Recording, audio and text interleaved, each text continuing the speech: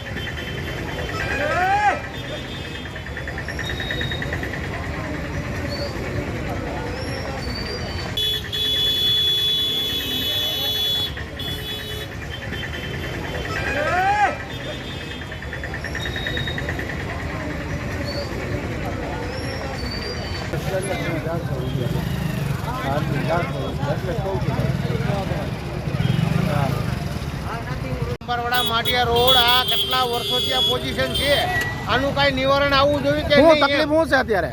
તકલીફ અત્યારે એક કલાકથી ઊભા છીએ અમે। પણ ક્યાં ઊભા છો? અહીંયા ફાટક છે। હું ફાટક કેટલી વારથી બનશે? ફાટક 1 કલાકથી બંધ છે, શું કરવું એમ કયો? આવું કેટલી વાર બને છે? આવું રોજ એમ આ તો કેટલા વર્ષથી બને છે।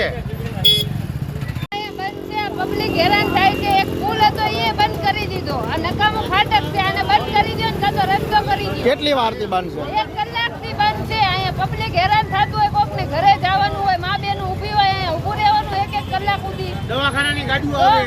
કેટલી વાર આ કેટલું બને છે આખી દીમાં? આખા દિવસમાં 10-15 વાર બંધ હોય, ભાગે જ એક કોકમાં ભાગ મળી ગયો હોય તો ખુલ્લું હોય ફાટક, બાકી તો બંધ જ હોય 24 કલાક।